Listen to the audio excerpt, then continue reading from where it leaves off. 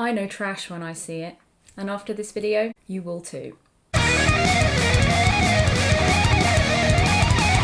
Hello and welcome to my channel. My name is Emma Cownley. I'm a freelance copywriter and blogger, and today I'm going to take you through the 6 signs you can expect to see from a truly rubbish job listing. Like a lot of freelancers, I'm frequently out there in the job market, digging around, seeing what I can find. And I've noticed a pattern in shit job listings. I've noticed a lot of shit job listings, and it worries me that there are going to be people out there that don't necessarily know what they're looking for when it comes to warning signs and warning flags. Personally, as a new freelancer back in the day, I wouldn't have known what to look for when assessing these job listings. A lot of the warning flags that I've picked out in this video are going to be things which are kind of discrepancies between what the client is asking for and what the job probably entails in my experience. Discrepancies in pay between what I'm used to getting and what the client is offering, and just small little signs which tell me that I'm not going to be a good fit for culture. So really what I'm saying is that everything I've identified as being a warning flag is for a trash listing you might not care about. It might not be something that you're particularly fussed about as a freelancer and you want to go for it anyway, in which case, have at it. I personally would not consider these to be good job listings in my experience and from my preference in terms of what I want from a job. So, grain of salt, let's get into it. First warning sign that you are looking at a trash job listing. The potential employer is looking for essentially full-time hours for part-time pay. Now, obviously, they're not going to write this.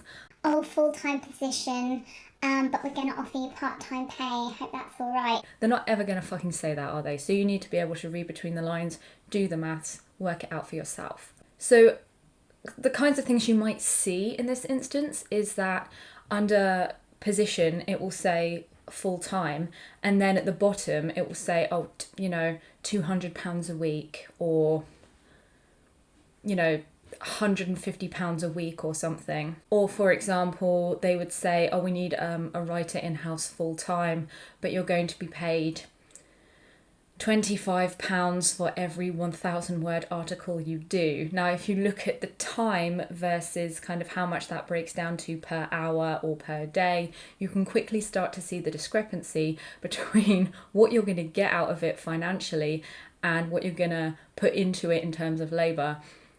That shit don't feel balanced. Do you know what I mean? And it's all about picking and decoding just exactly the financials of it all. Now for you, you might want to do the job for the love of it. You might be like, well, it's not all about money, Emma. Okay, as I said, go for it. Number 2, and I see this all the goddamn time, and it makes me so cross. Potential employers who are looking for a certain number of years of experience, but they're advertising the job as being entry level. Now, I typically see employers asking for 3+ years of experience in any given specialised field, entry level. It is very unlikely that you're going to find an entry level candidate who has that amount of experience in a specialised niche that's going to come in as entry. I think that if you are a specialist and you've got really great experience behind you, you will be typically that kind of mid-level employee, in my experience. But this warning flag is kind of, it appears in many different guises. So they might say 5 years of experience in this field, entry level, or you may find that this red flag manifests as them saying, oh, it's entry level, but the skills we want are this, and it's big ticket skills which are going to take quite a long time for any professional to really hone. Things that are not easy to develop as a graduate or a newbie. So really look at what they're asking for in the job description, because that's going to be a real teller. For example, I saw one that was an entry-level position for a, what was it? I think maybe it was like a blogger or something, but they wanted at least 3 years of professional journalism experience with a publication, as well as all of these other things like knowing how to do a CRM and all that stuff. And I just thought, bitch, please. Some of the skills they ask for, I don't even have. And I've been a copywriter, this year will be 10 years. And even I don't have those skills. What the fuck? Warning flag 3. The client clearly undervalues the skills needed for writing. I recently came across a job listing which was offering £25 for a 700-word article.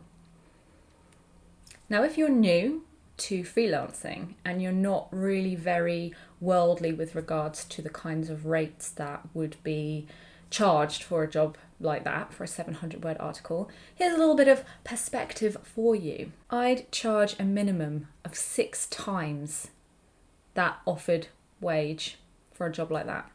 6 times more than what they're offering is what I would charge. Let that sink in.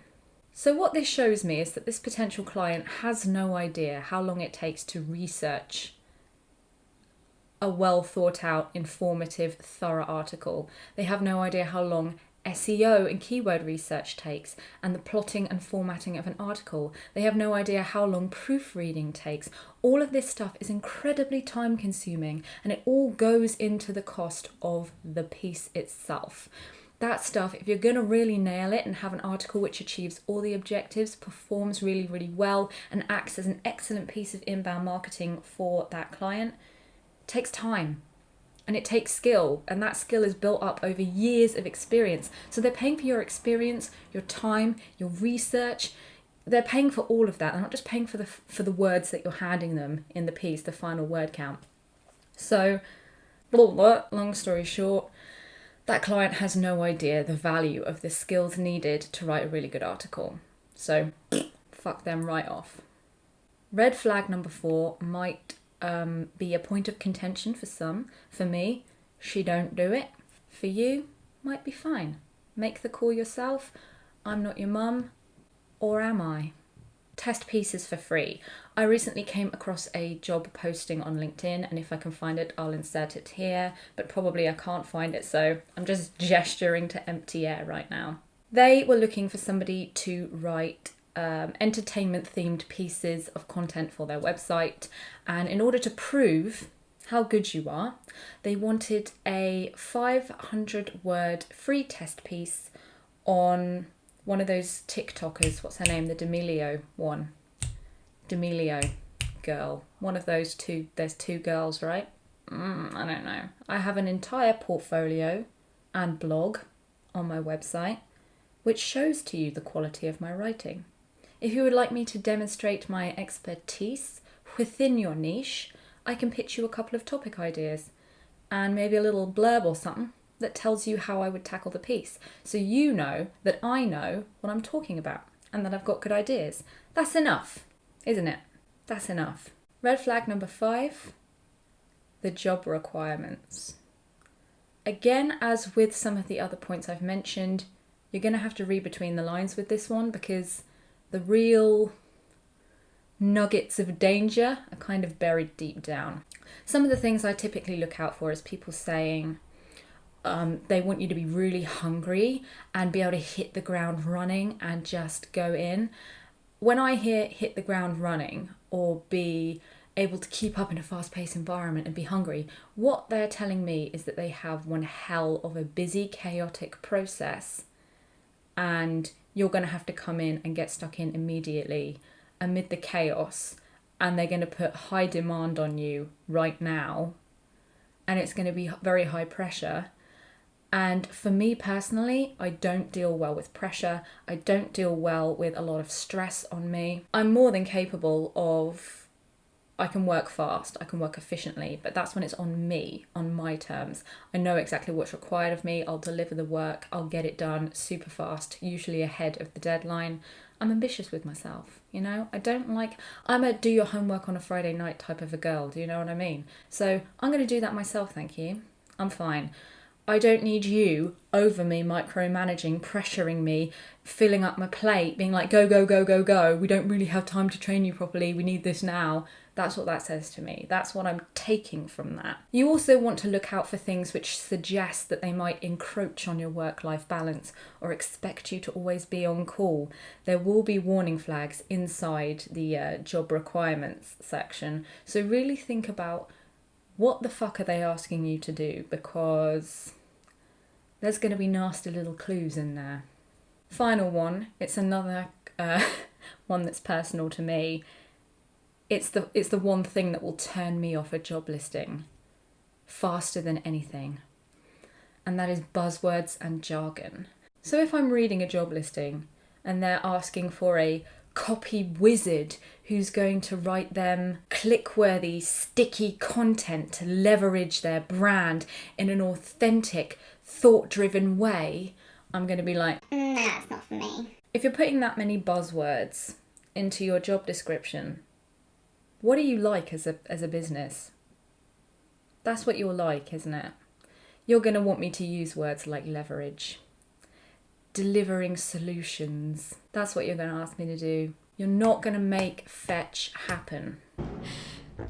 The relationship is not going to work. There won't be chemistry. I'm not taking you out on a date. I'm sorry. So it can work in reverse as well with that particular point. If somebody's saying all the right words and really speaking in a way that connects with you, you're onto a winner. You're probably going to have a really good time with this particular company. You should pitch for the job. Hell yeah.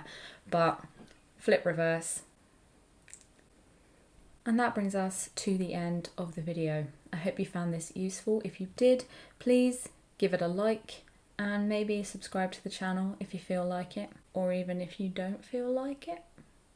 And meet me back here in 2 weeks for another dose of Kiss My A's, where I'm going to tell you things about stuff and you're probably going to enjoy it. Take care. Peace out.